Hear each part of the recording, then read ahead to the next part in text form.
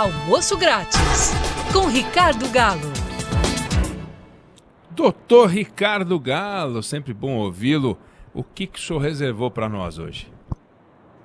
Olha, queria falar um pouco dessa nova onda aí da Covid, né, que está sendo mais forte, mais séria do que a anterior, né? Maior número de mortes, a questão dos hospitais, as fatalidades, o que vai exigir do governo medidas mais difíceis e prolongadas de isolamento e lockdown, né, de fechamento dos negócios. E, portanto, isso tem um impacto na economia, né, na mesma medida que a gente assistiu isso ano passado.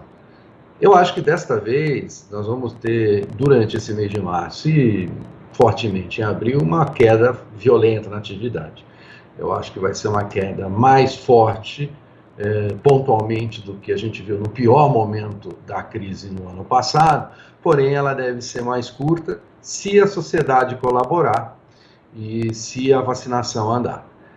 A sociedade tem que colaborar participando do isolamento, todos que puderem se isolar, todo mundo que puder usar máscara, todo mundo que evitar aglomerações, festas, baladas, reduzir realmente o trânsito e o contato com outras pessoas.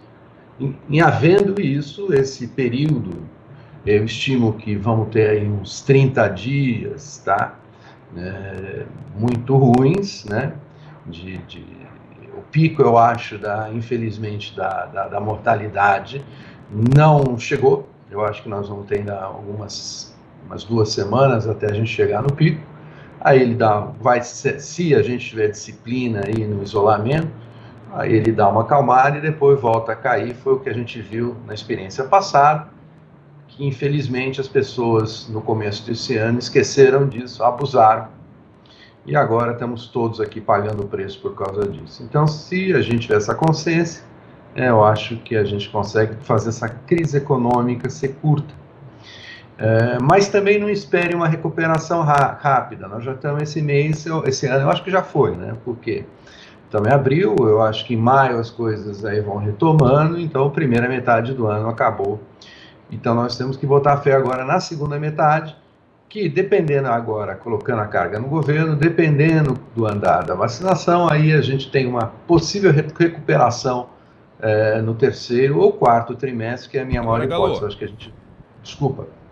Não, eu queria te perguntar, nesse teu raciocínio, você está falando da retomada, eu queria te perguntar o seguinte, tem uma variável que é emprego, e quando a gente fala em retomada e um PIB crescendo, a gente pode ter um PIB que cresça de um jeito, sem que as pessoas recebam parte desse dinheiro pibesco, pibal, porque você ainda tem um desemprego muito alto. E na volta de uma retomada, as pessoas já têm aumento de produtividade, já aprenderam a lidar com um número menor de funcionários, muitas empresas quebraram e tal. A retomada do PIB e a retomada do emprego, numa crise como essa, se dão em ritmos muito diferentes?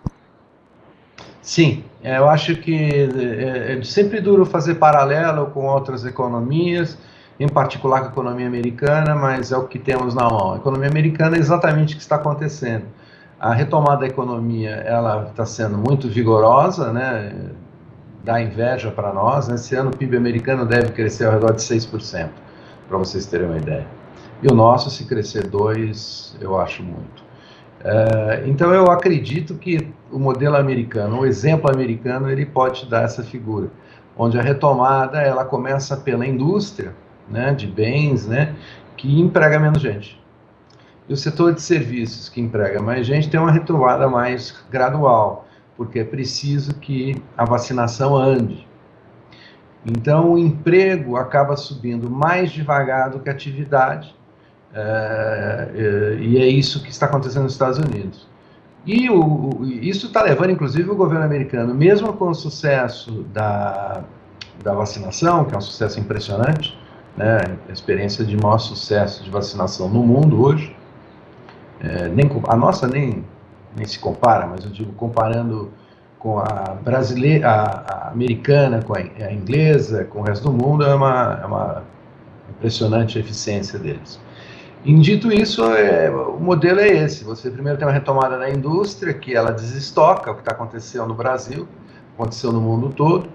Aí as indústrias começam a retomar seus estoques, inclusive isso causa uma elevação de preço, porque tem uma pressão de matérias-primas, há gargalos produtivos, então há um problema de oferta de produtos. A inflação sobe, é o que está acontecendo, né, aqui no Brasil e nos Estados Unidos, a inflação de bens, né, de produtos que a gente compra, né, em geladeira, televisão, celular e coisas assim que são industrializadas. Enquanto que a inflação de serviços ela continua baixa porque a demanda por serviços cai. Mas, infelizmente, como eu disse, onde se emprega mais gente no mundo não é a indústria, é serviço. Eu acho que as pessoas que falam em reindustrialização, elas esquecem desse fator. Com a robotização, a mecanização, a indústria não emprega mais gente, nem aqui em lugar nenhum do mundo. O único lugar que ainda emprega é a China, porque a mão de obra lá é muito barata e o custo de se manter um funcionário é baixo. Então, para gerar emprego, precisa ter um setor de serviços retomar. Para isso, você precisa ter mais renda. E eu não vejo isso acontecendo tão rapidamente no caso brasileiro, porque é muito desapontante o ritmo de vacinação. Eu acho que a gente está pagando o preço disso e vai pagar esse preço, entendo, por isso vão ter uma recuperação mais lenta. E aí vem 2022, né, que a gente também não pode esquecer, já está entrando no cenário um pouco antecipado, mas lembrando, né, nós já estamos em abril, né? E pelo que eu estou descrevendo, até junho as coisas não vão ser boas. Então nós já estamos há 1 ano e meio, menos de 1 ano e meio da eleição. E o Brasil não vai ter uma outra eleição polarizada, com certeza, né? O discurso do presidente e até o Lula aí, que se apresenta como candidato, não é um discurso de conciliação, né? Então isso dá incerteza aos mercados, aos investidores, então é muito provável também que 2022 você tenha uma aceleração do consumo, mas não tenha do investimento. Portanto, o emprego vai demorar para subir. Infelizmente é isso, a gente teve a falta de sorte do Covid, todo mundo teve, mas aqueles países que souberam lidar com a crise, que tiveram disciplina fiscal no passado e puderam gastar com inteligência durante a crise, estão se saindo melhor. O caso dos Estados Unidos é um exemplo, a Europa é outro exemplo. Então, tem países que funcionam as coisas. Aqui no Brasil, nós estamos pagando o custo de década de descontrole fiscal, quer dizer, vem diante desse governo, e de uma incompetência desse governo que não conseguiu encaminhar a reforma que nos gerasse espaço fiscal. Quando a gente fala em reforma, me desculpa prolongar um pouco, a gente fala em capacidade do Estado gastar em horas de emergência.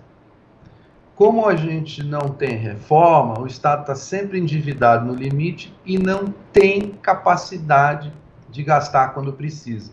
Como hoje, infelizmente, não vai dar para a gente fazer o que fez no ano passado, um pacote de auxílio do ano passado, porque a gente não tem mais dinheiro. A dívida pública está batendo 90% do PIB, ela era 75% do PIB no começo do ano passado, nós não temos esse espaço, porque não se criou, não foram feitas reformas. Então a sociedade precisa conscientizar isso. Todas as decisões de política econômica têm custos e benefícios, e os custos nós estamos pagando agora por anos de descuido das contas públicas e esses últimos anos de completa paralisia no processo de reforma, privatização, aumento de eficiência do Estado. Foi realmente decepcionante.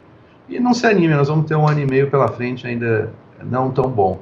Agora, dependendo de como a gente se comportar em 2023, a gente tem um caminho muito bom, porque a agenda vai se construindo, o consenso que precisa de reforma vai sendo construído, e vindo um presidente novo, competente, com alguma credibilidade, a gente tem chance de andar.